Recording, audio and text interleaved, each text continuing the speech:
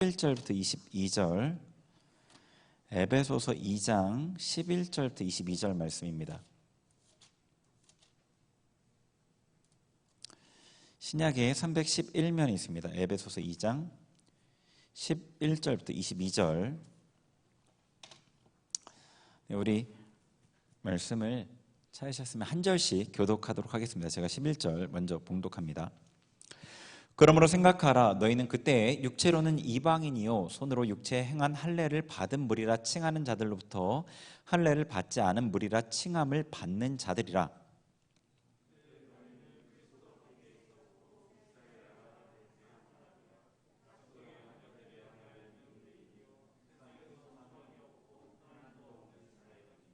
이제는 전에 멀리 있던 너희가 그리스도 예수 안에서 그리스도의 피로 가까워졌느니라.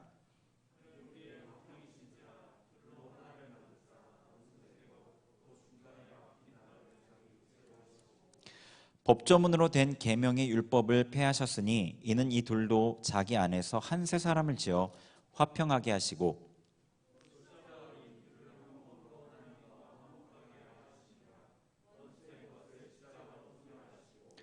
또 오셔서 먼 데 있는 너희에게 평안을 전하시고 가까운 데 있는 자들에게 평안을 전하셨으니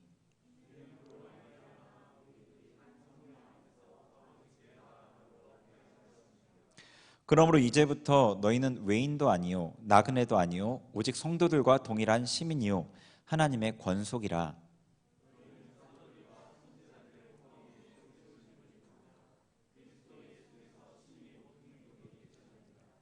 그 안에서 건물마다 서로 연결하여 주 안에서 성전이 되어가고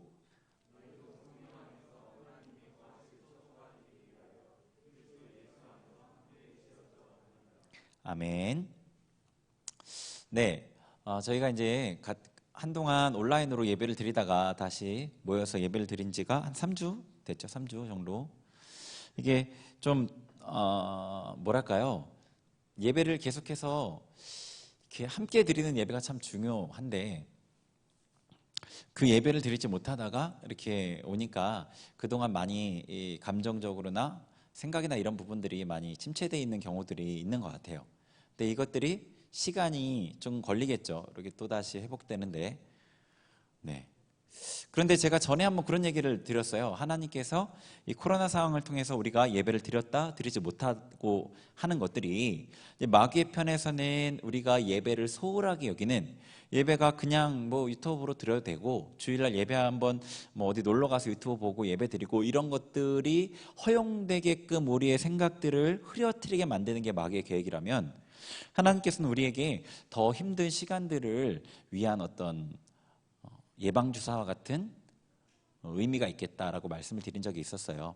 그러니까 여러분이 좀 이제는 제가 개인적으로 생각할 때는 앞으로 예배가 중단되는 일은 없지 않을까 싶어요. 백신도 지금 많이 맞고 있고 그리고 뭐 법원 판결도 있고 여러 가지 그런 것 때문에 예배가 아예 문을 닫는 일은 없지 않을까 싶은데, 어쨌거나 개인 신앙에 대해서 잘 지켜 가셔야 돼요. 예, 지금은 그렇게 중요한 때거든요. 네, 오늘 이제 말씀을 같이 나눌게요. 요즘 현대에는 사람들이 어떤 걸 좋아하냐면요, 제가 볼 때는 실용적이고 간편한 것들을 좋아하는 것 같아요. 그래서 그런 그 현상들이 영상에서도 나오잖아요. 예전에는 1시간, 2시간 긴 것들을 주로 봤는데 요즘엔 짧은 것들을 보죠. 그래서 유튜브에서 짧아지다가 10분이 넘는 영상들은 사람이 안 보기 시작하다가 이제는 뭐 릴스, 숏 이런 거 나오잖아요. 그래서 10초, 15초, 뭐 20초 짧게 보는 것들, 이런 것들을 사람들이 굉장히 선호하게 됐어요. 막 바로 적용 가능한 것들을 찾고, 요즘 사람들이 그런 것 같아요. 그리고 개인주의고, 제 개인의 가치를 굉장히 최우선으로 여기는 개인주의. 개인주의가 뭐 다 나쁜 건 아니지만 어떤 면에서는 안 좋죠.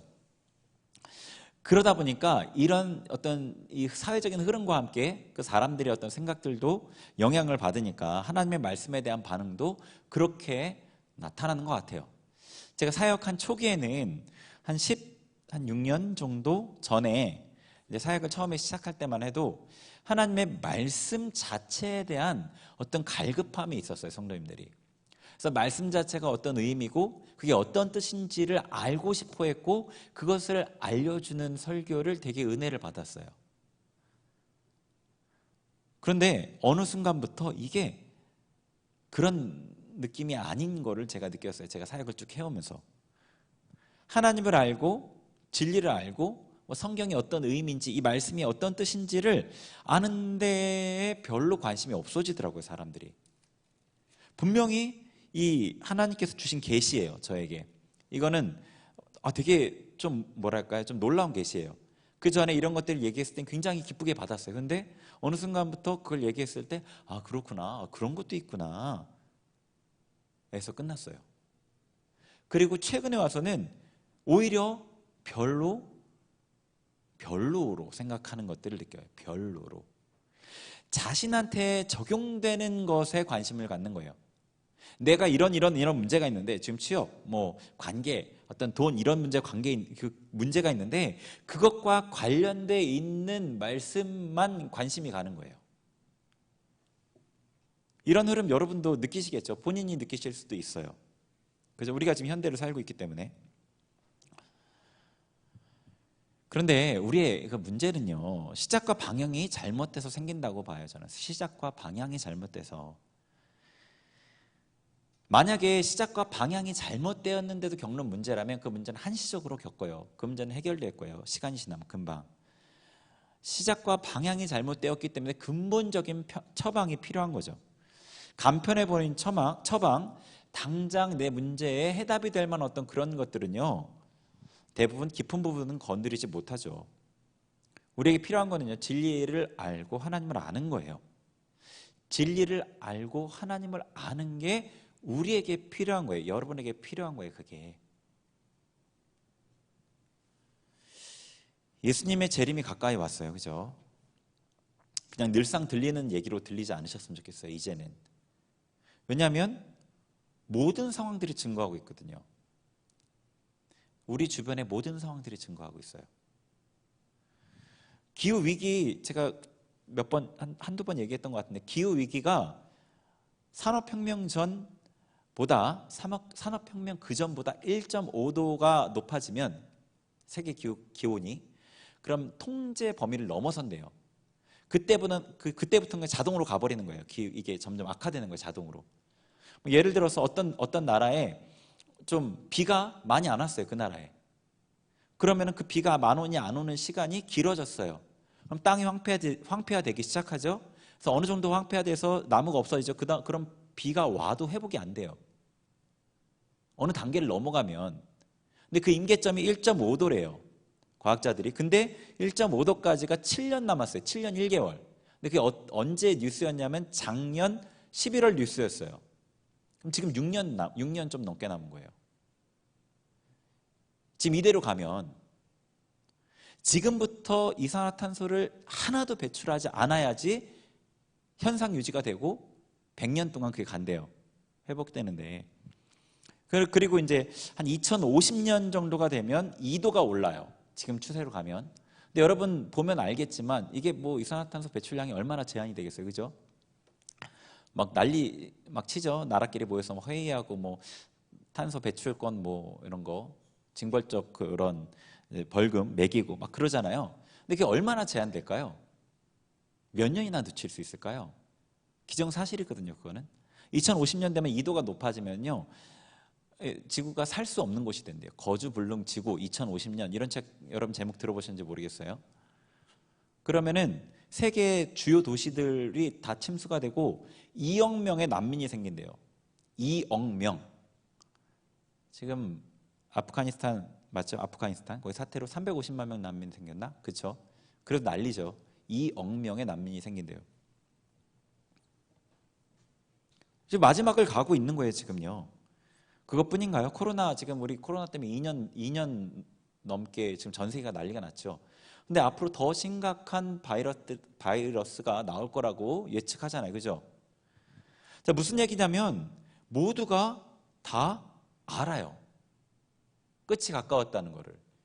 깨어있는 성도만 아는 게 아니라 일반 사람들도 안다고요. 이게 무슨 얘기예요? 그만큼 분명하게 다가왔다는 뜻이에요. 이게. 이 말은 깨어있는 누구에게만 비밀적으로 알려주시는 게 아니에요. 너무 가까이 오니까 다 아는 거예요. 그거를.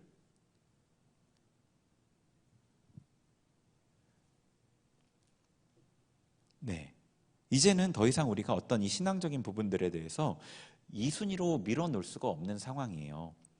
진로나 재정, 여러분 인간적인 관계, 뭐 건강 이런 게 문제가 아닌 거예요. 끝이 가까이 왔는데 그런 것들이 얼마나 중요해요. 별로 중요하지 않잖아요.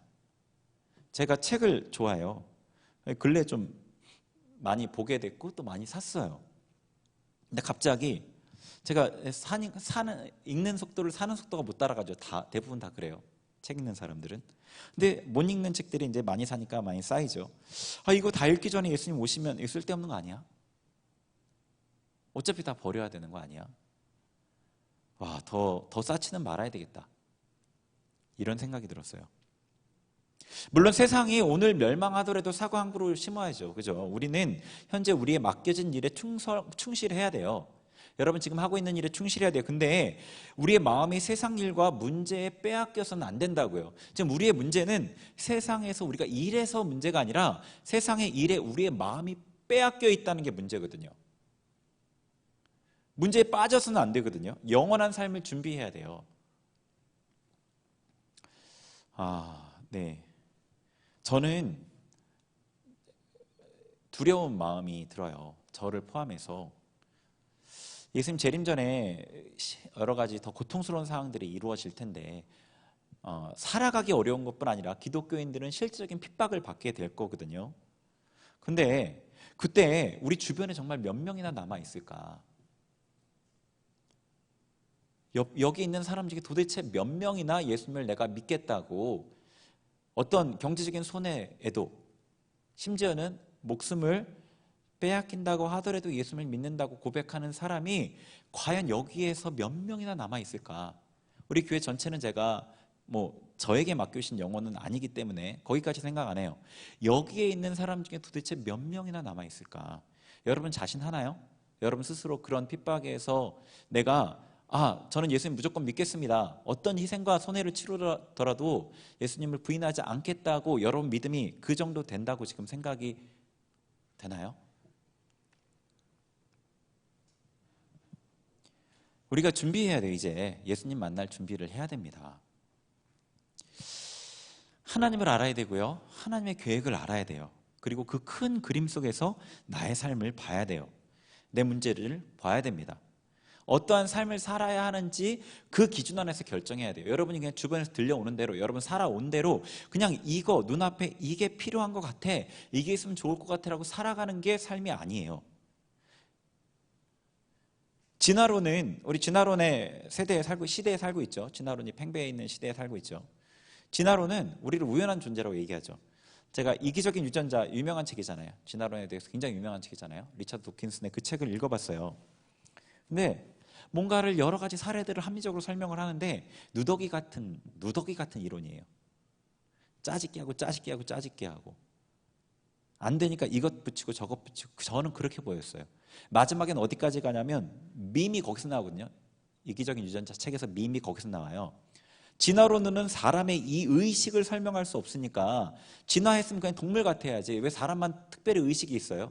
왜 사람만 자기를 인식할 줄 알아요? 왜 사람만 상상력이 있어요? 이걸 설명할 수 없으니까 그때 도입한 개념이 밈이에요. 그게 이 머리가 원시 바다와 같은 역할을 해서 사람들의 머릿속에서 어떤 밈이라는 그런 이렇게 아메바가 이제 개체를 갖춰가는 것처럼 이 구조를 갖춰가고 그런 식으로 설명을 해요. 그러니까 김상옥이라는 물리학자는 이거는 좀 이상하다, 이거는 과학의 범위를 넘었었다, 이런 얘기 하더라고요. 그 책 읽어드립니다. 그 프로에서. 어쨌거나 진화론은 그래요. 우리가 우연한 존재라고 얘기하잖아요. 그러니까 여러분도 여러분을 우연한 존재라고 생각하시나요? 그냥 태어났으니까 힘들지 않게 좀 살다가 힘든 거 어떻게든 피해보자, 고통스러운 거 어떻게든 피해보자, 이거 힘드니까 저기로 가고 좀 편한 거 쫓아가고 내 앞에 조금 더 편한 거를 그것만 붙들고 그것만 바라보고 쫓아가고 그러다 죽으면 그냥 없어지나요? 아니잖아요. 우리는 목적을 갖고 태어났단 말이에요. 하나님께서 여러분 각자에게 특별한 목적을 갖고 만드셨어요. 그 목적을 쫓아가야 된다고요. 우리는 목적을 갖고 있는 존재란 말입니다. 그래서 그 계획을 알고 그 안에서 나의 삶을 봐야 되고 그 안에서 나의 삶을 어떻게 살아야 될지를 결정해야 된다고요. 여러분이. 자, 오늘 그 하나님의 계획을 그리고 그 안에 우리의 모습을 좀 봤으면 좋겠습니다. 자, 11절 본문의 11절을 같이 읽어보죠. 11절 시작. 그러므로 생각하라. 너희는 그때에 육체로는 이방인이요 손으로는 육체에 행한 할례를 받은 무리라 칭하는 자들로부터 할례를 받지 않은 무리라 칭함을 받는 자들이라. 아멘. 자, 그러므로 생각하라. 그러므로는 앞에 이런 일들이 있으니까, 이런 얘기들, 결론적으로 앞에 이런 얘기들이 있으니까 그러므로죠. 앞에 얘기들이 뭐예요? 1절부터 10절까지 우리 봤던 내용이죠. 1절에 10절에 어떤 내용이었냐면 하나님의 사람들을 구원하신 그 내용이었어요. 우리가 예수님을 믿기 전에, 구원받기 전에 어떤 존재였는데 하나님이 어떻게 우리를 구원하셨고 우리가 어떠한 복을 받았는지를 얘기해 줬어요. 하나님이 우리에게 행하신 일, 하나님이 우리에게 베푸신 자비, 그래서 선한 일을 행하며 살도록 하신 그 목적, 그러므로 생각하라는 거죠. 우리가 그렇게 구원받았고 그런 복을 받았고 그런 목적으로 구원하셨으니까 그러므로 생각하라. 생각해야 된다는 거죠. 그러니까 여러분이 구원을 받기 이전에, 예수님을 알기 이전과 지금은 생각이 달라야 돼요. 예수님을 알기 이전과 지금의 여러분의 목표는 달라야 된다고요. 혹시 그렇게 되진 않았을까 제가 걱정스러운 부분이 있어요. 예수님을 믿은 그 초기에는 하나님의 나라, 하나님의 뜻, 그게 너무나 중요해서 하나님의 뜻이라는 것만 분명하면 내 생각이나 감정을 어떻게든 복종시키려고 씨름했었던, 그런데 지금은 그 이전과 비슷해진 거죠.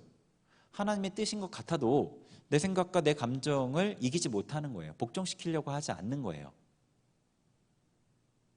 그렇게 되지 않았을까 걱정돼요.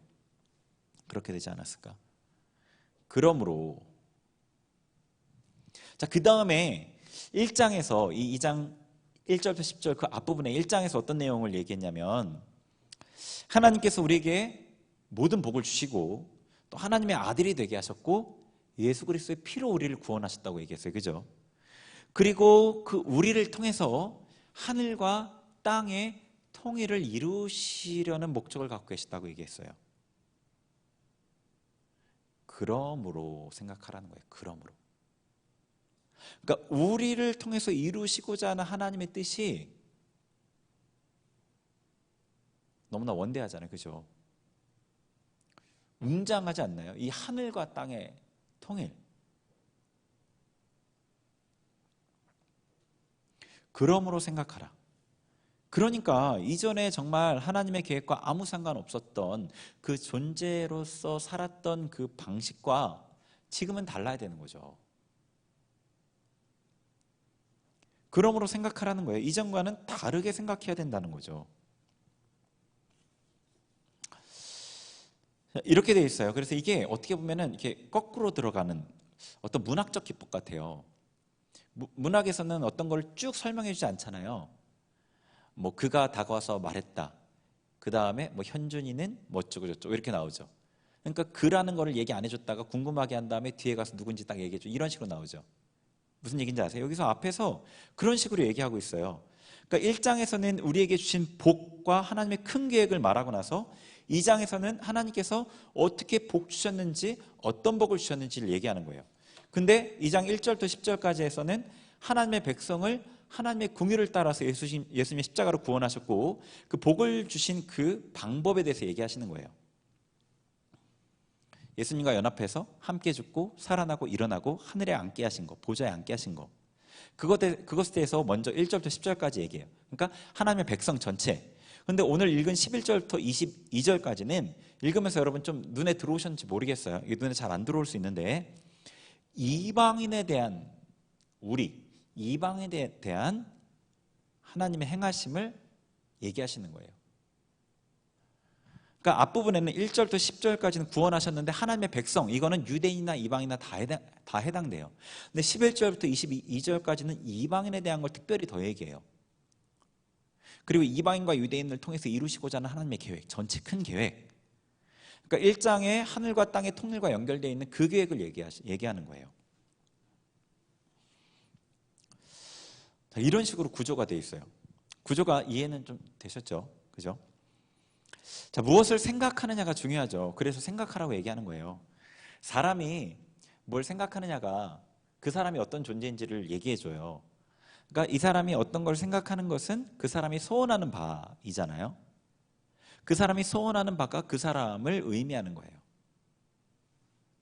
네, 그게 그 사람을 얘기하는 거예요. 생각하는 바를 행하게 되죠. 여러분이 계속 내가 누구였고 무엇을 위해 살고 있는지를 생각해야지 바르게 행할 수 있어요. 세상은 계속해서 여러분에게 다른 메시지를 넣어줘요. 다른 메시지를 넣어준다고요. 우리는 지금 현재의 일시적인 즐거움을 위해 살아가는 존재라고 얘기하잖아요. 계속 돈을 많이 벌어야지 가치 있는 삶이라고 얘기하잖아요. 계속 사람들에게 인정받지 못하면, 능력이 없으면 무가치한 존재라고 얘기를 한단 말이에요. 근데 우리가 누구였고 무엇을 위해 살아야 되는지를 놓치면 안 되는 거예요. 바울이 이것을 우리에게 강조하는 겁니다. 자, 그래서 뭘 생각해야 되느냐? 뭘 생각해야 되냐? 이제 2장 11절부터 쭉 나와 있는 부분과 관련되어 있는데, 어떤 존재였는지를 얘기하는 거죠. 어떤 존재였는지를 생각하라는 겁니다. 자, 1장에서 위대한 하나님의 계획을 말씀하셨죠. 자, 그리고 하나님의 백성을 통해 이루신 그 계획이었어요. 근데 하나님의 백성이 누구죠?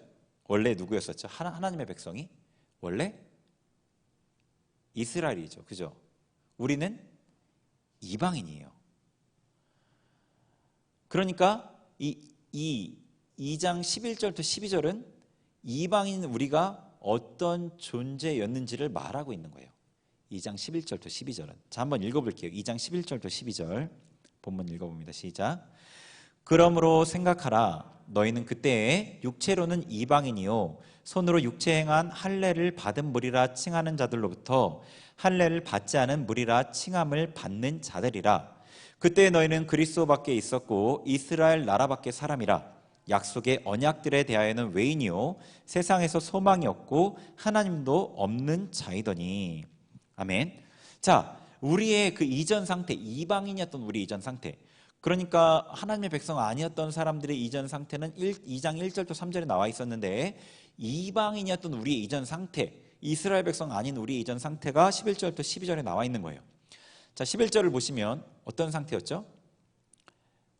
할례를 받지 않은 무리, 그러니까 무할례자였고요. 또 12절에 그리스도 밖에 있었고요. 그리고 이스라엘 나라 밖의 사람이고요. 약속의 언약에 대해서는 상관없는 사람, 외인이었고요. 세상에 소망이 없고 하나님도 없는 자였어요. 이게 우리의 상태였어요. 그러니까 우리가 만약에 이방인으로 있었다면 이게 별 우리와 상관이 없었겠는데, 여러분이 지금 예수님을 믿는 사람이 되고 보니까 이게 끔찍한 거죠. 이게 끔찍한 겁니다. 이 할례라는 건 하나님의 백성의 표잖아요. 하나님의 백성의 표시가 없었던 사람이에요. 그리스도 밖에 있었어요. 그러니까 이 예수 그리스도, 우리의 모든 그 복의 어떤 통로가 되는 예수 그리스도 밖에 있었어요. 그리고요, 이스라엘 나라 밖의 사람, 그러니까 이스라엘 공동체 밖에 있었어요. 하나님께서 하나님의 말씀을 이스라엘 백성들에게 주셨고 그들이 그 말씀을 맡았었단 말이에요. 그리고 하나님의 모든 복은 이 말씀을 통해서 이루어지는데, 이 말씀을 믿는 믿음을 통해서 아브라함의 복에 접근할 수 있는데, 그 모든 접근이 차단되어 있는 거죠. 이스라엘 나라 밖에 있으니까. 그렇다고 세상에서 무언가를 얻을 만도 하지 못했어요. 이 모든 것들을 한마디로 종합하면 하나님이 없는 자였던 거죠. 하나님이 없는 상태였어요. 이걸 생각하라는 거죠. 이방인은 우리가 어떤 상태였는지를 생각하라는 거예요.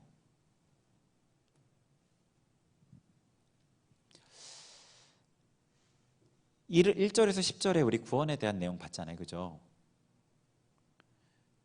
그 은혜가 정말 크죠. 감당되지 않죠. 근데 이방인인 우리는 더 큰 은혜를 받은 거예요. 왜냐하면 이스라엘보다 더 큰 장애를 갖고 있었거든요. 이런 거랑 비교해 볼 수 있지 않을까 싶어요. 좀 더 와닿는 비교일 것 같은데, 믿음의 가정에서 인격적인 관계 안에서 성장한 사람들보다 어떤 가정 안에 억압받고 거절받고 상처받아서 자란 사람들은 이 불안과 어떤 그 상처들을 더 많이 갖잖아요. 후자의 사람들은요, 성장하기 위해서 더 많은 도움과 희생이 필요해요. 그 사람 더 많이 받아줘야 돼요. 상처를 많이 받은 게 본인 잘못이라고 할 수는 없지만 더 많이 감사해야 되잖아요. 그죠? 더 많은 도움을 받으니까. 그런데 모순적이게도 감사를 더 쉽게 잊어요. 왜냐하면 이 상처 많은 사람들은 방어적이고 자기 자신에게 몰두하기 쉽거든요. 이방인은 우리가 더 많이 감사해야 돼요. 우리가 어떤 존재인지를 기억하고 생각하고 더 많이 감사해야 돼요. 왜냐? 이스라엘보다 우리가 더 문제가 많은 사람들이었거든요. 하나님을 대하는 태도는 근데 이방인보다 이스라엘이 더 열정적이에요. 아이러니하죠. 우리가 만약에 나에 대해서 더 깊이 생각하고 내가 어떤 존재인지를 더 깊이 생각하고 하나님께 받은 은혜가 얼마나 큰지를 우리가 생각하고 깨닫는다면 하나님께 감사하고 열심을 내겠죠. 자, 13절 두 번째 이걸 생각하라는 거예요. 13절 읽어보겠습니다. 13절 시작. 이제는 전에 멀리 있던 너희가 그리스도 예수 안에서 그리스도의 피로 가까워졌느니라. 아멘. 뭘 생각하라고 하냐면 십자가의 그 목적을 생각하라는 거예요. 자, 여기 보시면 13절에 전에 멀리 있던 너희가, 우리 이방인이죠. 누구에게서 멀리 있었냐면 이스라엘에게서 멀리 있었어요. 하나님의 백성 이스라엘 공동체 밖에 있었고 하나님의 말씀을 맡았던 이스라엘, 그 말씀으로부터 밖에 있었고 멀리 있었던 우리가 예수님의 피로써 가까워진 거예요. 그러니까 예수님의 십자가로 이방인과 유대인들을 하나 되게 하셨어요. 그러니까 그 목적을 생각하라는 거예요. 그 목적. 왜 우리를 유대인과 이방인을 하나 되게 하시려고 하셨나? 그 목적을 생각하라고 하는 겁니다. 예, 여러분 잠깐 예수님의 그 희생, 그 십자가 한번 떠올렸으면 좋겠어요. 여러분이 영상에서 봤던 그런 어떤 감흥도 괜찮아요. 그런 감동도 괜찮아요. 당장 여러분이 하나님의 십자가에 대해서 뭉클하게 마음에 가까이 다가오지 않는다면 그걸 떠올려도 괜찮아요. 근데 그거를 떠올린다고 하더라도 그 희생은 충격적이고 가늠이 되지 않는 크기의 사랑이에요. 여러분이 지금 마음으로 그게 느껴지지 않는다고 하더라도 남의 일처럼 보는 영화를 통해 보더라도 그거는 충격적이에요. 그것만으로도 감사에 충분한 이유가 되죠. 근데 우리에게 개인적으로 적용돼서 우리의 이전 상태를 깨달으면 더 감사가 커지죠. 어떤 면에서는 그게 너무 커서, 그 사랑이 너무 커서 거절하고 싶기까지 해요. 도저히 갚을 수가 없으니까. 그렇지만 우리에겐 대안이 없죠. 그러니까 받고 감사할 수밖에 없어요. 감사한 사람은 당연히 보답하는 마음을 가지죠. 예수님의 목적을 따라 생각해야 되는 거예요. 그래서 십자가의 목적을 생각하라고 하는 겁니다. 자, 십자가의 목적, 그 내용을 보도록 하겠습니다. 자, 13절 다시 읽어볼게요. 13절, 14절, 15절을 다시 읽어봅니다. 시작. 이제는 전에 멀리 있던 너희가 그리스도 예수 안에서 그리스도의 피로 가까워졌느니라. 그는 우리의 화평이신지라. 둘로 하나를 만드사 원수된 것 곧 중간에 막힌 담을 자기 육체로 하시고 법조문으로 된 계명의 율법을 폐하셨으니 이는 이둘로 자기 안에서 한 세 사람을 지어 화평하게 하시고. 아멘.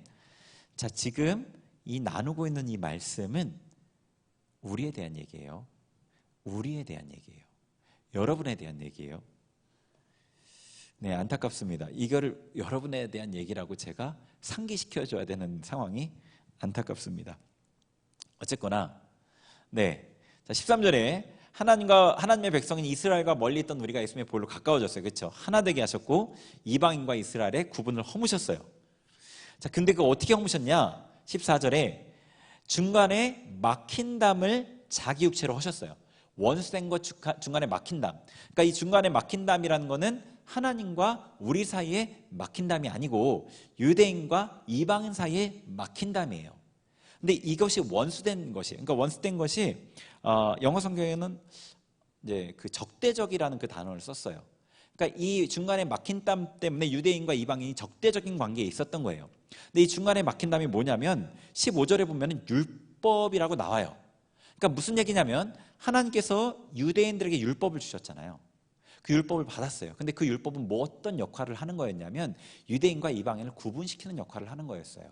그래서 하나님의 말씀을 받은 사람은 이스라엘 백성이었고 하나님의 말씀을 받지 않은 사람은 이방인이었어요. 이해되시죠? 근데 그 율법을 주신 이유는 하나님께서 이스라엘 백성을 이방인들에게부터 구분시키려는 것이었지 더 적대적인 원수 관계를 만들려는 의도는 아니셨어요. 오히려 이스라엘 백성이 하나님의 말씀을 지킴을 통해서 이방인들이 하나님의 공의를 알게 하시려는 목적으로 주셨어요. 근데 이스라엘 백성은 그것을 어떻게 했죠?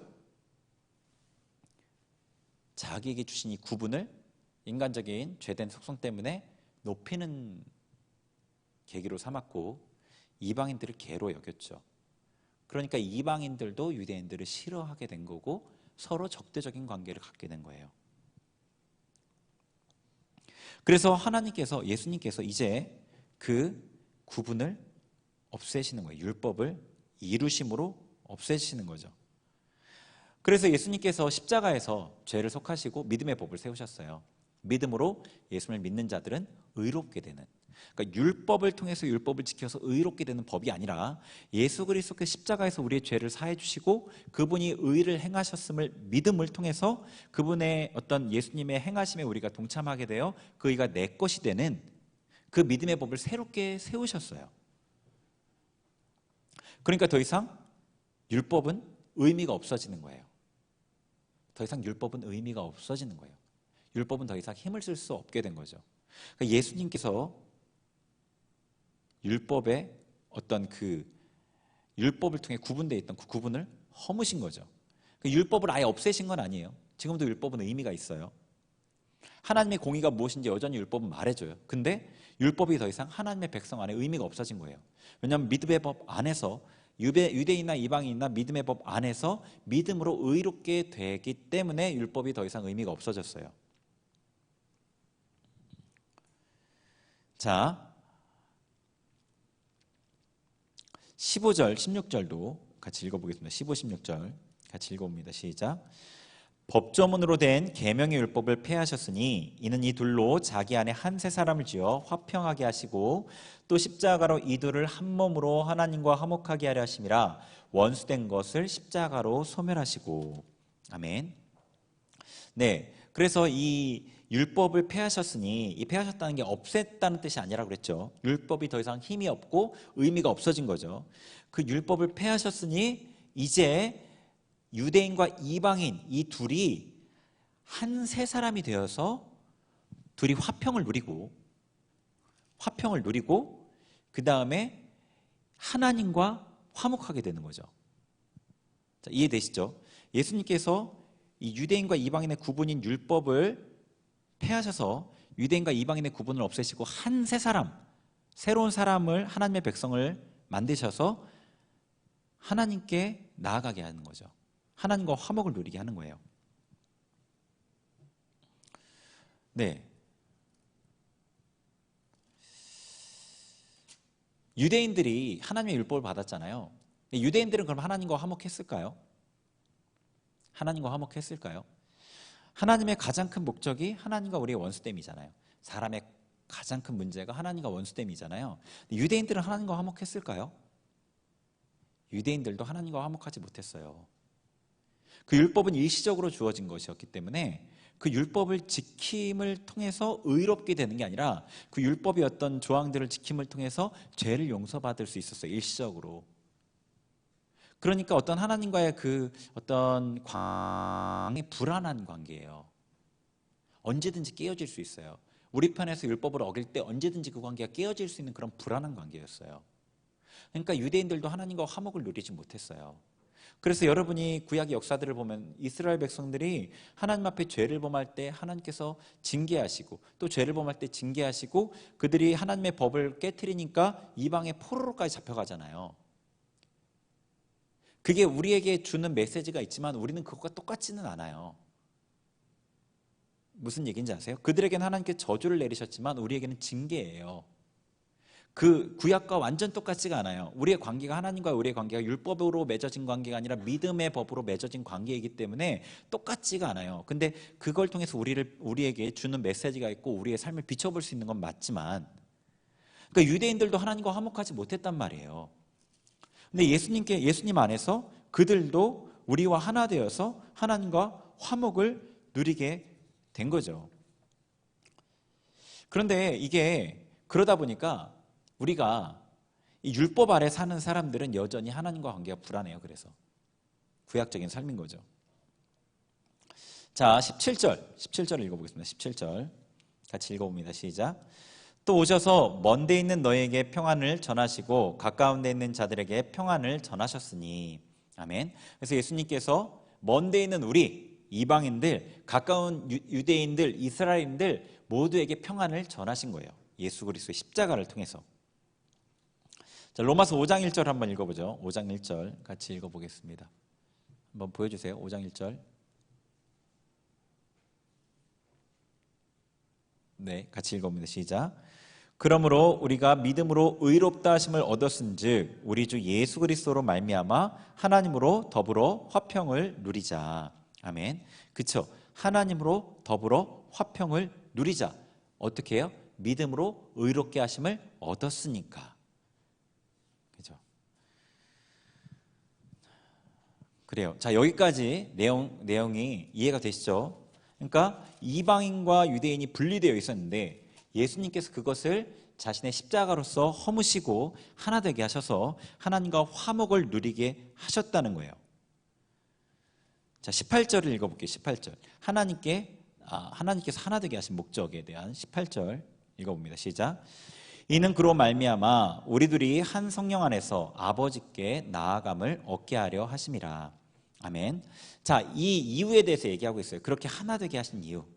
하나 되게 하신 이유는 그로 말미암아, 예수님으로 말미암아 이방인과 유대인들이 하나님 아버지께 나아감을 얻게 하려는 목적인 거예요. 하나님의 목적은요, 하나님의 백성과 하나님이 함께 하시는 거예요. 이게 구약부터 창세기부터 요한계시록까지의 줄곧 일관된 하나님의 목적이에요. 둘이 아닌 세 사람을 만드시고 성령 안에서 하나님께 나아가게 하신 거예요. 하나님께서 우리와 함께 하길 원하시는 거예요. 자, 마태복음 1장 23절 볼게요. 1장 23절. 네, 보여주세요. 시작. 보라, 처녀가 잉태하여 아들을 낳을 것이요 그 이름은 임마누엘이라 하리라 하셨으니 이를 번역한즉 하나님이 우리와 함께 계시다 함이라. 아멘. 예수님께서 태어나실 때에 그 말씀하신 말씀이잖아요. 그죠? 그러니까 예수님께서 이 땅에 오신 이유가 뭐예요? 하나님이 우리와 함께 계시기 위한 그 목적을 이루기 위해서 오신 거라는 거예요. 십자가에서 죽으시고 율법의 담을 허무시고 둘이 하나 되게 하셔서 하나님께 나아가게 하시는 것, 하나님의 목적이 임마누엘, 하나님과 함께 하심의 목적이에요.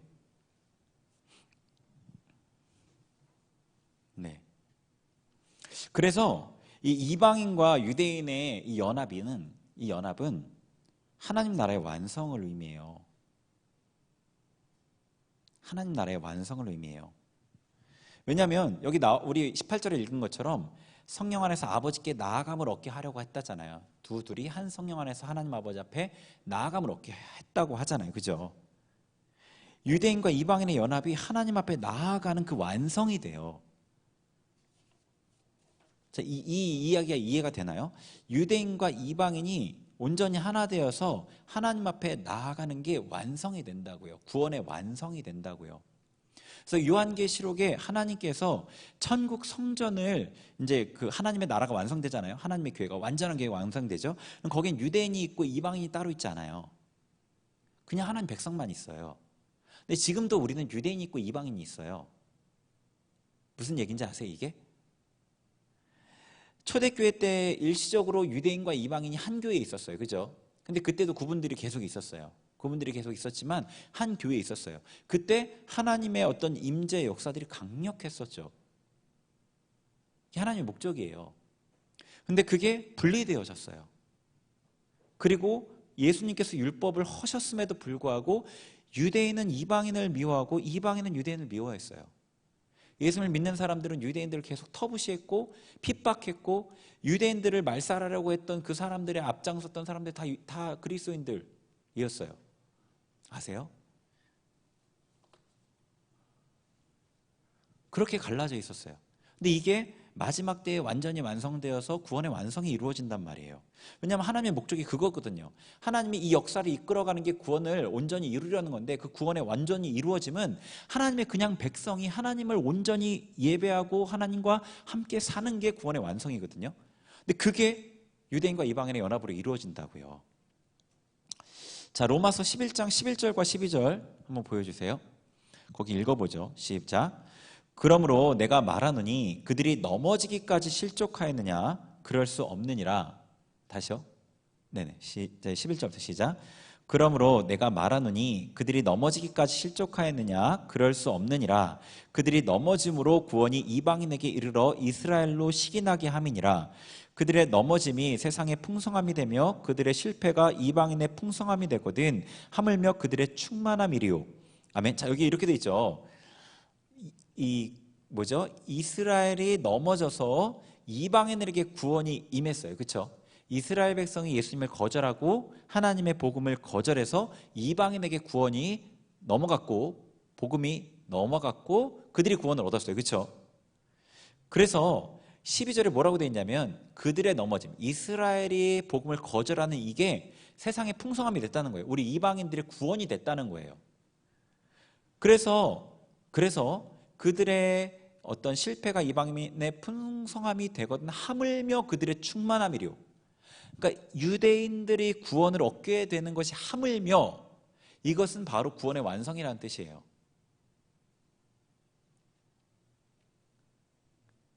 그러니까 하나님의 큰 계획이 있는데 하나님께서 그 구원 계획에 우리를 동참하게 하셔요. 그러니까 먼저는 이스라엘을 택하셔서 나라로 삼으시고 그들에게 하나님의 율법을 주시고 하나님의 율법을 통해서 이방인과 구분하시면서 하나님의 공의를 세상에 보여주셨어요. 하나님의 말씀을 지키면 어떻게 복을 주고 하나님의 말씀을 지키면 어떻게 저주를 받고, 이것을 이스라엘 통해서 보여주셨단 말이에요. 세상 여러 나라들에게 열방의 이스라엘 통해서 이것을 보여주셨어요. 그리고 이방인 우리를 구원하셔서 하나님의 긍휼과 자비를 보여주셨다고요. 하나님의 긍휼과 자비를 보여주셨어요. 그래서 이방인과 이스라엘의 구분은 한시적으로 필요했던 거예요. 그런데 구원의 완성의 때에는 이 하나님의 공의도 사랑도 온전하게 드러나면서 이방인과 이스라엘이 더 이상 구분이 필요 없고 하나님의 한 백성으로서 하나님을 섬기게 된단 말이에요. 그래서 이스라엘과 이방의 연합이 구원의 완성의 분명한 징조예요.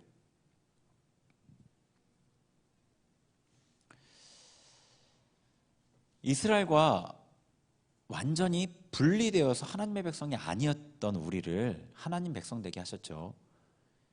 믿음의 법으로 하나님과 화평을 누리게 하셨어요.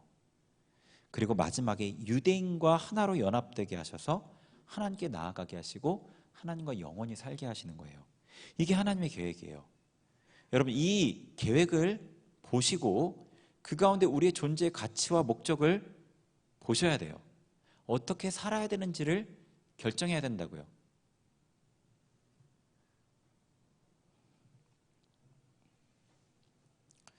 자, 그러면은 지금 성령께서 하시고 있는 일이 중요하겠죠. 지금 성령께서 하시고 계신 일. 어떻게 보면은 이 이방인과 유대인이 하나 되는 일, 이 구원의 완성, 이것은 우리가 하는 일은 아니에요. 그죠? 하나님께서 하시는 일이에요. 뭐 하늘과 땅의 어떤 통일 이런 것도 우리가 하는 일은 아니에요. 하나님께서 하시는 일이에요. 그렇지만 우리가 참여할 수 있는 부분을 두셨어요. 우리가 할 수 있는 일이 있단 말이에요. 우리가 할 수 있는 일. 자, 19절부터 22절 읽겠습니다. 19절부터 22절 본문이에요. 그러므로 시작. 그러므로 이제부터 너희는 외인도 아니요 나그네도 아니요 오직 성도들과 동일한 시민이요 하나님의 권속이라. 너희는 사도들과 선지자들의 터 위에 세우심을 입은 자라. 그리스도 예수께서 친히 모퉁이 돌이 되셨느니라. 그 안에서 건물마다 서로 연결하여 주 안에서 성전이 되어가고 너희도 성령 안에서 하나님이 거하실 처소가 되기 위하여 그리스도 예수 안에서 함께 지어져 가느니라. 아멘. 자, 이방인과 유대인의 연합이 하나님 구원 계획의 완성이라고 그랬잖아요. 근데 그 전에 우리 안에서의 연합이 먼저 있어야 되겠죠. 우리 안에 연합이 먼저 있어야 되잖아요. 그 연합을 지금 성령께서 이루어 가시는 거예요. 보면은 우리가 이제 하나님의 가족이에요. 그리고 예수님께서 모퉁이 돌이 되셨어요. 그래서 우리의 어떤 연결의 기준이 되신 거예요. 연결의 어떤 중심이 되신 거예요. 근데 우리가 건물마다 연결되어 성전이 되어가요. 성전. 이 건물이라는 것은 고린도전서 3장에 보면은 성도를 하나님의 집이라고 표현하거든. 집이라고 표현하거든요. 그 집이라는 단어와 동일한 단어예요. 건물이. 우리 성경에서 다르게 번역했을 뿐이에요. 헬라어는 동일한 단어예요. 그러니까 이 무슨 얘기냐면 성도들이 연결되어져서 하나님의 성전이 되는 거예요. 반대로 성도들이 연결되어 있지 않으면 하나님의 성전이 못 돼요. 그래서 우리가 하나님이 거하실 처소가 되기 위해서 예수 안에서 함께 지어져 가는 거예요. 성령을 통해서. 그러니까 우리 안에서 이루어지는 연합은 하나님의 임재예요. 곧 우리 안에 이 연합이 온전하게 공고해질수록 하나님의 임재가 충만해져요. 성전이 되니까. 근데 우리가 아무리 교회에 어떤 십자가를 걸고 예수님의 이름으로 모였다고 해도 우리 안에 연결이 없으면 성전이 못 돼요. 하나님의 임재가 없어요. 자, 근데 이 얘기를 왜 여기서 왜 하느냐? 이방인과 유대인의 연합이 하나님의 구원의 완성이고 이방인과 유대인의 연합을 통해서 온전하게 된 교회를 통해서 하늘과 땅을 통일시키는 거거든요. 하늘과 땅을 통일시키는 거예요. 그래서 계시록 21장에 보면은 이 하늘에서 새 예루살렘 성이 내려온다고요. 하늘과 땅의 통일이 그런 식으로 표현돼요. 그 성전 안에 하나님이 계시고 예수님이 계셔요. 하늘과 땅의 통일이 그렇게 이루어져요. 그 성전은 연합된 교회, 어떤 성도들의 연합체를 의미해요. 물질적인 성전이 아니에요. 금으로 만들어진 성전이 아니라 성도들의 연합체를 표현한 거예요. 그게요. 성도들이 건물마다 연결되어 성전이 된다고 돼 있죠. 성도들의 연합체예요. 그게. 그래서 그거는요 아주 이상적인 건물의 모습을 갖고 있어요. 정육면체거든요. 정육면체로 건물을 짓지 않죠. 그죠? 거기다 그 길이는 몇 킬로 정도더라? 한 3,000km 정도 돼요. 한 변이. 제 기억이 정확한지 모르겠는데 가로 세로 300인지 3,000인지 한 3,000인 것 같아요. 가로 세로 높이가 3,000짜리 건물이 어디 있어요, 세상에. 앞으로도 없을 거예요, 그런 건물은. 성도들의 연합체를 의미한단 말이에요. 성도들의 연합체가 온전히 이루어질 때 하늘과 땅의 통일이 이루어져요. 그 성도들을 통해서. 근데 그 성도들을 통해서 이루어지는데 그 온전한 연합이 이루어지는 데에 앞서서 우리가 해야 될 일은 이 교회, 우리를 하나로 이렇게 불러주신 이 교회 안에서의 연합을 이루는 게 우리가 그 일을 이루는 데 동참하는 거라고요. 하나님께서 우리에게 하나님의 큰 그림이 있죠. 이 그림은 가히 상상이 안 되는 크기예요. 여러분이 아무리 큰 모자이크를 상상해도 그거보다 더 클 거예요. 수백만 피스, 수천만 피스짜리 퍼즐을 생각해도 그거보다 더 클 거라고요. 근데 그 중에 한 부분을 우리가 감당하도록 우리 각 사람에게 직임을 주셨어요. 사명을 주셨다고요. 이 임무를 맡기셨어요. 근데 그 중에 하나가 여러분이 이 지금 여기에 모여있는 이곳의 연결에 힘쓰는 거예요. 이곳의 연결을 힘쓰므로 하나님 나라의 연결에 여러분이 동참하는 거라고요. 그게 여러분에게 상급이 돼요. 앞으로. 그러려면 어떻게 해야 돼요? 내가 먼저 하나님과 연결돼야 되겠죠. 나와 다른 성도 간의 연결에 주의해야 되겠죠. 성도 간의 연결에 주의해야 되겠죠. 다른 성도와 하나님 간의 연결에 여러분이 또 도와주고 힘써야 되겠죠. 여러분 주변에 잃어버린 양, 하나님의 백성인데도 하나님의 복음을 알지 못하고 떠도는 사람에게 주의해야 되겠죠. 여러분 직장에서 그냥 돈 버는데 온 신경이 빠져 있는 게 아니라, 직장에서 사람들이 나를 어떻게 평가할지 거기에 모든 신경이 빠져 있는 게 아니라, 저 사람이 나에게 왜 인사 안 했지? 오늘 왜 상사의 되게 표정이 저렇게 안 좋지? 이번에 인사고과에 나 몇 점 맞았을까? 내년 연봉은 얼마나 오를까? 쟤는 왜 맨날 나한테 저런 얘기하지? 얼마나 이 수준 낮은 삶이에요? 이게 얼마나 가치가 있어요? 이 가치가 어느 정도 될까요? 이 가치가. 이런 삶의 가치가 얼마나 있을까요? 나에게 완전히 몰입되어 있는, 나의 위치와 어떤 사람들이 나를 평가하는 것과 나의 감정과 나의 느낌과 나의 생각과 여기에 완전히 몰입된 이 삶이 가치가 얼마나 될 것 같아요? 여러분, 우리가 귀한 존재라고 하잖아요. 그 귀한 존재는 여러분 자체가 귀해서 그런 게 아니에요. 여러분을 목적을 가지고 만드신 그 목적이 귀하니까 여러분이 귀해지는 거예요. 여러분이 그 목적에 여러분의 삶을 헌신할 때 여러분의 삶이 귀해지는 거라고요. 그럴 때 여러분이 죽을 때 후회하지 않게 돼요. 내가 정말 삶을 잘 살았구나. 그렇게 생각할 수 있게 되는 거잖아요. 여러분, 하나님의 계획을, 그 큰 계획을 한번 생각하시고 놓치지 마세요. 그 계획에 동참하도록 부름받았어요. 우리가 결코 작은 존재가 아니에요. 그런 면에서 그 일을 할 수 있도록 힘도 주신단 말이에요. 여러분, 가까이 여러분이 부름받은 이 공동체 안에서의 연결에 힘쓰세요. 그 연결이 인간적인 연결이 되지 않게 해야 되겠죠. 대신에 하나님의 감동을 따르고 하나님이 보는 눈으로 보고자 애쓰고 하나님이 아파하는 영혼을 집중하고, 여러분 하나님의 마음을 아셨으면 좋겠어요. 하나님이 우리를 정말로 표현할 수 없는 사랑과 희생으로 구원하셨잖아요. 그 하나님의 사랑을 먼저, 하나님의 마음을 아셨으면 좋겠어요. 그리고 그 사랑에 대한 감사함을 놓치지 마세요. 그 사랑에 대한 감사함을 놓치는 순간 우리는 그리스도인이라고 말할 수가 없어요. 그 감사함을 놓치면 안 돼요. 그리고 그 감사함으로 하나님의 계획에 나를 드리는 거예요. 세상의 것에 대한 그 생각, 자기에게 몰두된 생각이 아니라 하나님께 자신을 드리는 그 생각이요. 때가 정말 가까이 왔어요. 우리 각자에게 맡겨주신 사명이 있어요. 하나님께서 그 계획 안에 우리가 감당할 부분을 마련해 주셨어요. 그리고 그걸 통해 상급을 주셔요. 너무 감사하죠.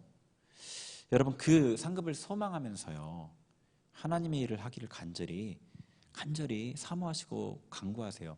하나님 일이 아무한테나 맡기지 않아요. 여러분한테 계획은 갖고 있으시지만 여러분이 준비가 될 때를 기다리시고 준비가 되어야지 맡겨주시고 또 그 일에 대해 간절한 소망을 갖고 있는 이들에게 맡겨주셔요. 자신을 구별하셔요.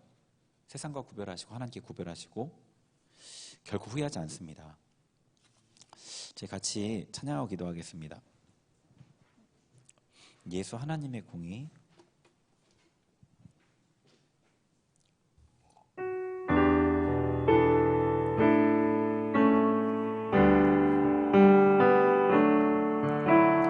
예수 하나님의 공의,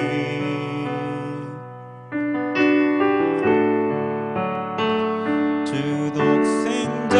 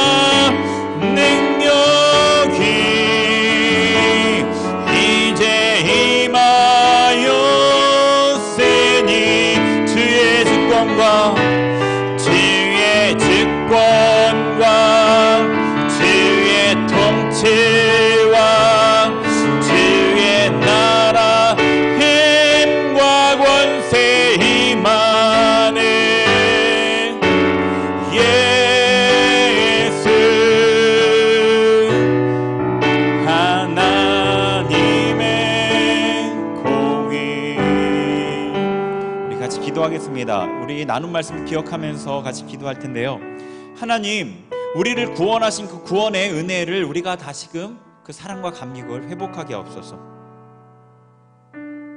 죄에 물들어 있고 찌들어 있고 죄의 장아찌와 같던 우리를 그 무엇보다 귀한 예수님의 보배로운 피로 구원하신 그 사랑에 감사하는 그 감격을 회복하게 하옵소서. 그뿐 아니라 우리는 더 악한 자였습니다. 이스라엘보다 더 악한 자였습니다. 하나님께 소망이 없는 자였습니다. 여러분, 하나님의 은혜에 감사를 회복시켜달라고 기도했으면 좋겠어요. 하나님, 제게 하나님의 그 은혜를 회복시켜 주세요.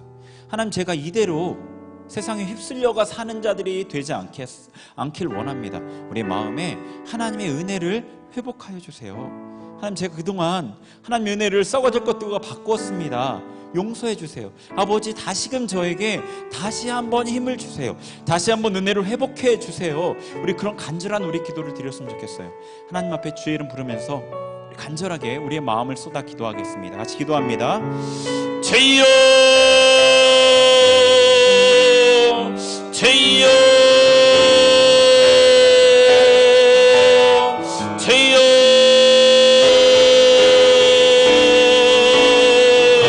하나님 아버지, 하나님 아버지, 하나님 아버지, 주님 앞에 아버지 간절히 은혜를 간구합니다. 하나님께서 우리를 어떠한 사랑으로 구원하셨는지 아버지 그 은혜를 우리가 잃어버렸습니다. 그 은혜를 우리가 잃어버렸습니다. 세상에 썩어질 것들과 바꿨던 우리의 아버지 죄악들을 회개합니다. 용서하여 주옵소서.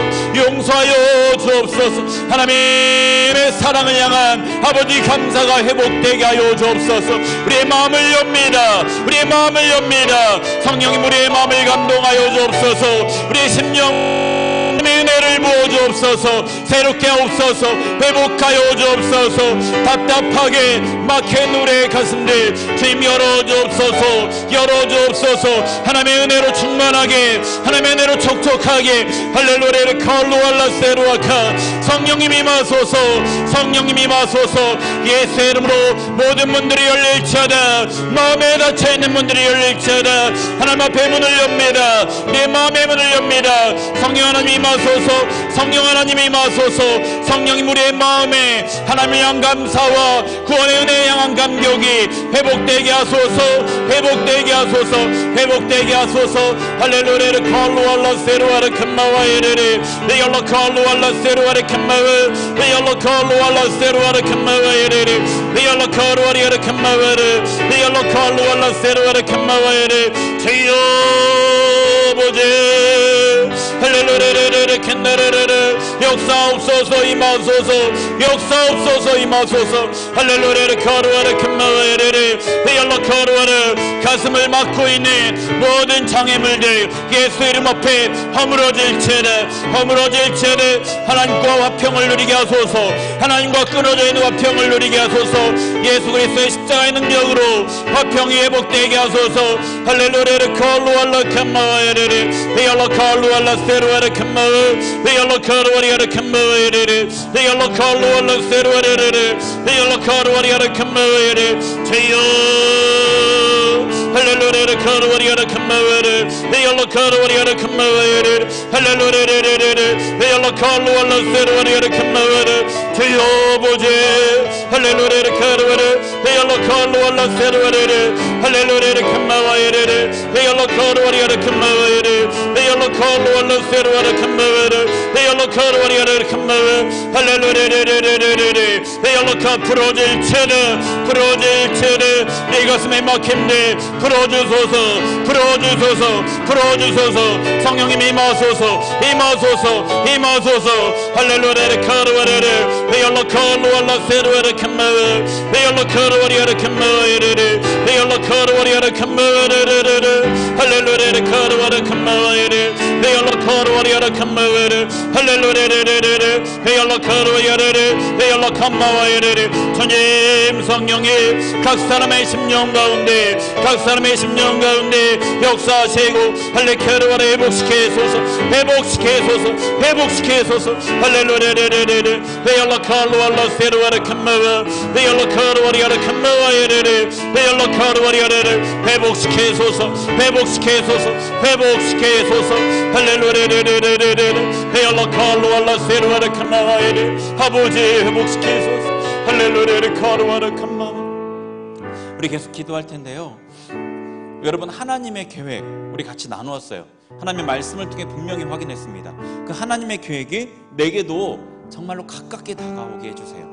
나의 계획으로, 하나님의 계획이 나의 계획으로, 그 계획이 바로 내 눈앞에 있는 것처럼, 내 눈앞에 이루어지고 있는 것이 내 눈에 보일 수 있도록 하나님, 저에게 믿음의 눈을 주세요. 하나님, 제가 보고 따라갈 수 있게 도와주세요. 믿음의 눈으로 볼 수 있도록 눈을 열어주세요. 우리 하나님 앞에 한 번 더 하겠습니다. 우리 하나님 앞에 우리 믿음의 눈을 열어주시고 하나님의 계획을 보게 하옵소서. 우리 주님 이름 부르면서 한 번 더 기도합니다.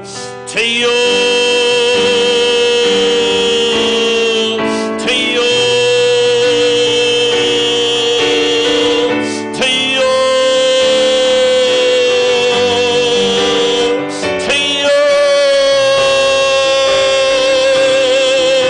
주여. 성령 하나님이 임하소서, 성령님이 임하소서, 지혜와 계시함으로 임하여 주옵소서, 임하여 주옵소서. 우리의 눈을 열어 주옵소서. 우리의 감겨진 눈이 예수 그리스도 능력으로, 보혈의 능력으로, 지혜와 계시함 성령의 능력으로 열릴지어다, 열릴지어다, 열릴지어다. 하나님의 계획이 바로 보게 하여 주옵소서. 할렐루야 로와르 캔메와이리 베일러 카로와리아르 캔메와이리 베일러 카로와르 캔메 할렐루야 카로와리아르 캔메와이리 주여,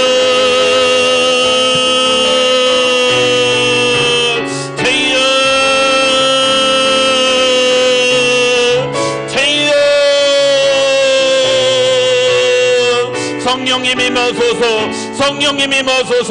빛으로 임하소서, 빛을 비춰 주옵소서. 머리를 덮고 있는 모든 미혹들, 세상에 갇혀있건대 성령의 능력을 해 허물어질지어다, 무너질지어다, 떠나갈지어다. 할렐루야를 성령의 빛으로, 빛으로, 빛으로. 할렐루야를 카루아르 칸마와이를 빛으로 임하소서, 빛으로 임하소서. 하나님의 계획이, 하나님의 능력이, 하나님의 나라가 우리에게 밝히 보이게 하소서, 밝히 보이게 하소서. 나를 위한 삶이 아니라 하나님의 나라를 위한 삶, 하나님께 헌신하는 삶이 되게 하소서.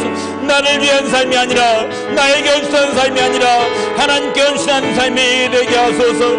하나님의 나라에, 하나님의 뜻에, 하나님의 계획에 헌신하는 삶이 되게 하소서. 할레카르와리아르 칸마와이르리 헤일라카르와리아르 칸마와이르리 헤일라카르와라 세르와르 칸마와 헤일라카르와리아르 칸마와이르 헤일라카르와르 칸마와이르 주여, 주여, 주여. 아버지, 아버지 임하소서, 아버지.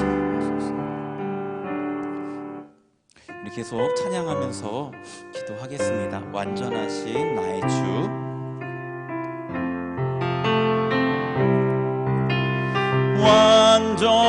완전하신 나의 주, 의의 길로, 의의 길로 인도하소서. 행하신 모든 일 주님의 영광 다 경배합니다. 완전하신 나의 주,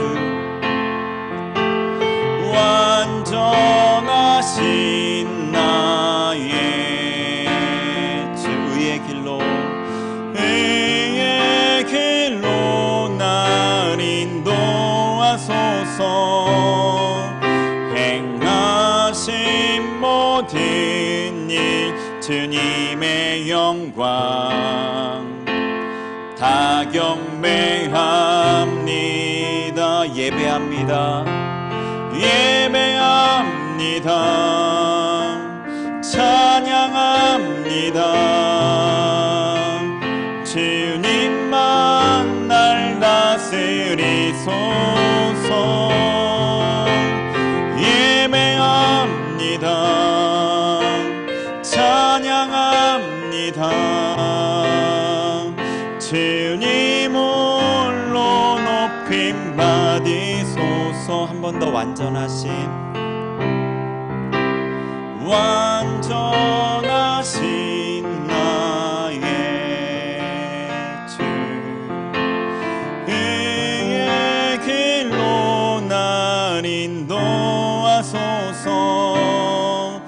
행하신 모든 일 주님의 영광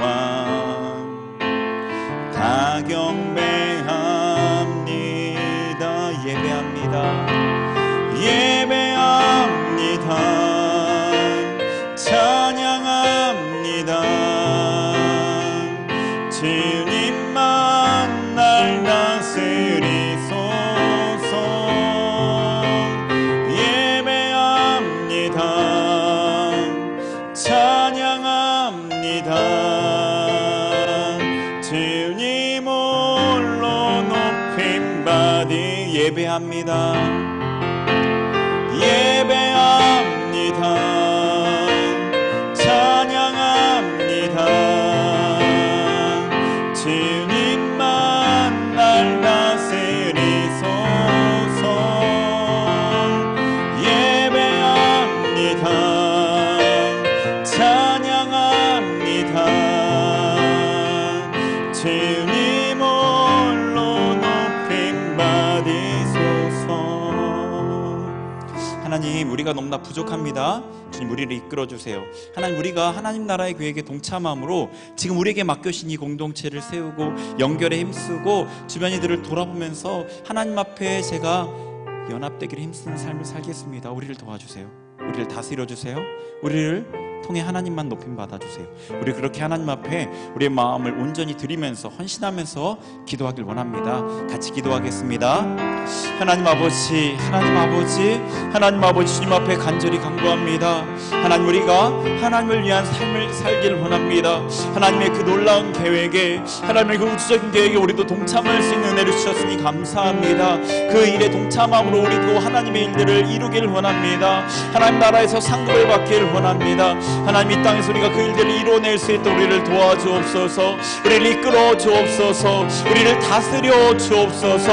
하나님, 우리를 통해 하나님의 뜻을 이루어 주옵소서. 공동체 안에 하나님과 연합되기를 힘쓰며 아버지, 성도들 하나님과 연합되게 하기 위해 도우며 아버지, 우리가 또 연결되고 연합되기 위해서 힘쓰는 자가 되게 하여 주옵소서. 우리가 그 일들에 힘쓰게 하여 주옵소서. 아버지, 자기에게 몰두되지 않고 하나님의 일에 나를 드리는 헌신의 삶을 살게 하여 주옵소서. 아버지, 내 안에 아버지 처리되지 않은 나의 옛 모습들이 아버지 그 일들을 방해할 때 우리가 하나님 앞에 나 자신을 처소 복종시키며 하나님의 뜻을 이뤄 나아가는 순종의 자녀들이 되게 하옵소서. 순종의 자녀들이 되게 하옵소서. 할레카루아레 칸마와에레레 네알라칼루알라세로 우리를 통해 하나님의 영광이 드러나게 하시고 하나님의 높임을 받아 주옵소서. 우리의 모임이 하나님의 임재가 충만한 모임이 되게 하소서. 우리의 모임이 우리 청년 공동체가 성전으로 지어지게 하소서. 함께 지어져 가게 하소서. 함께 지어져 가게 하소서. 할레카루아레 칸마와에레레 네알라칼루알라세로아레 칸마와에레 네알라칼루알라세로아레 칸마와에레레 네알라칼루아레 칸마와에레레 주님께서 이루십니다. 우리가 주님께 우리의 삶을 드리오니 주님 우리의 삶에 행하시고 이루어 주옵소서. 할레카루아레 칸마와에레레 네알라칼루 우리는 주님께 맡기겠습니다. 하나님 앞에 우리의 삶을 드리며 맡기겠습니다. 하나님의 말씀에 내가 어떻게든 순종하기 위해 힘쓰며 애쓰며 우리의 삶을 걸어가겠습니다. 할레카루아레 칸마와에레레 네알라칼루아레 칸마와에레레 네알라칼루알라세로아레 칸마와 네알라칼루알라세로아레 칸마와에레레 할렐루레레레레 할렐루레레 칸마와에레레 할렐루레레 칼루알라세로아레레 할렐루레레 칸마와에레레 네알라칼루아레 칸마와레 네알라칼루아레 칸마와에레레 네알라칼루아레 칸마와에레레 할렐루레레레 네알라칼루알라세로아레 칸마와에레레 아버지 역사하소서. 아버지 역사하소서. 아버지 역사하소서. 할레카루아라 칸마와에레레 베알라칼루알라 세루아라 칸마와 할루알라 카루아라 칸마와에레레 베알라칼루알라 세루아레 아버지 임하소서. 아버지 임하소서. 우리를 다스리소서. 우리를 다스리소서. 우리를 다스리소서. 우리를 다스리소서. 예배합니다. 찬양합니다. 예배합니다. 찬양합니다. 주님만 날 다스리소서. 예배합니다. 찬양합니다.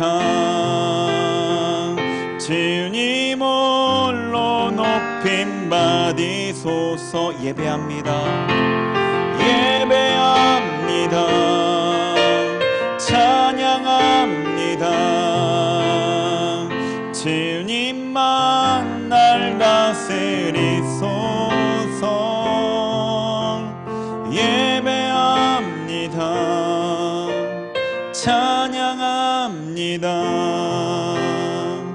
주님 홀로 높임 받으소서.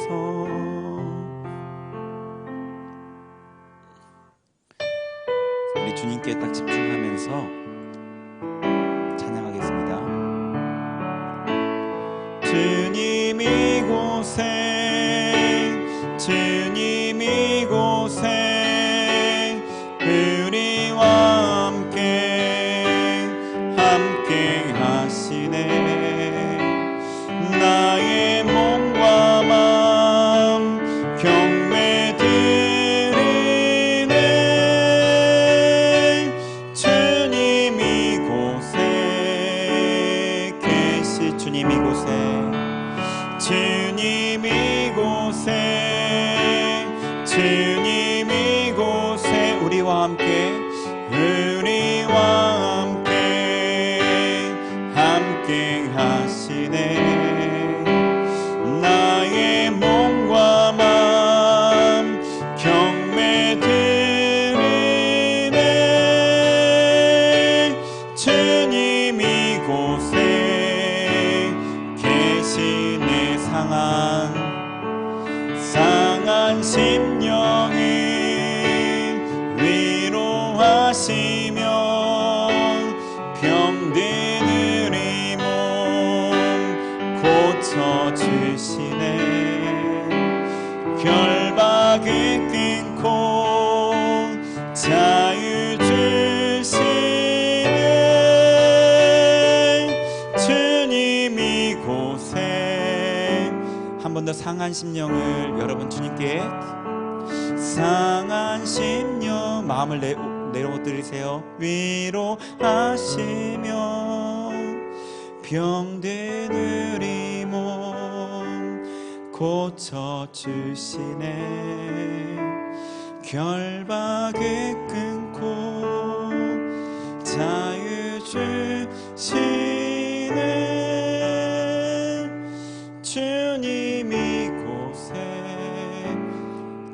우리 한 번 더 상한 심령을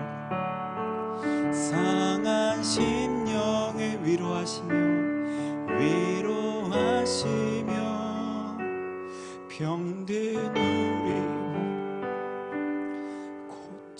고쳐주시네. 결박을 끊고 자유 주시네. 주님 이곳에 계시네. 우리 눈을 감고 예수님을 딱 상상하세요. 여러분 눈앞에 예수님이 계시다고 눈을 감고 상상해 보세요. 상상이 잘 안 되는 친구는 영화에서 보셨던 예수님 상상해도 상관없습니다. 예수님에 집중하세요. 그리고 그분이 우리의 마음을 만지십니다. 그분이 우리의 병든 마음을, 하나님을 쫓아가고 싶지만, 하나님께 순종하고 싶지만 계속해서 우리의 발목을 잡는 우리 안에 상처진 것들, 병든 것들, 썩어진 것들, 옛 습관들 하나님께서 만져주십니다. 그분 앞에 여러분 시선을 집중하세요. 그리고 그분 앞에 여러분 마음을 내려놓으세요. 주님, 그분 앞에 조용히 여러분의 마음에 있는 것들을 쏟아내세요. 고백하세요. 우리 기도합니다. 하나님, 주님, 우리 심령을 더 깊이 만져주세요. 더 깊이 임해주세요. 더 깊이 임해주세요. 우리 상한 심령들을 만져주세요. 위로해주세요. 상처들을 치유해주세요. 주님, 주님께서 우리 병든 마음을 고쳐주세요. 하나님께 순종하고 싶지만 방해하는 그 모든 것들 주님께서 고쳐주세요. 하나님의 백성으로 살아갈 수 있게 해주세요. 주님을 원합니다. 주님 임하소서. 주님을 사랑합니다. 주님을 찬양합니다. 주님을 경배합니다. 주님이 우리의 주인이십니다. 주님이 전부이십니다. 우리를 다스리소서. 우리에게 하나님의 왕되심을 보이소서. 하나님의 영광을 보이소서. 다스리소서. 우리를 통해 하나님의 뜻을 이루어 주옵소서. 주님, 주님 우리가 주님을 원합니다. 우리가 주님을 원합니다. 우리가 주님을 원합니다. 주님을 원합니다. 주님 감사합니다. 오늘도 주님 앞에 주님 간절히 주님의 은혜를 구하는 우리에게 함께 하심을 감사합니다. 영광 받아 주옵시고 예수님의 이름으로 기도합니다. 아멘. 우리 자리에서 일어나셔서 내게 있는 향유값 찬양하시면서 주님께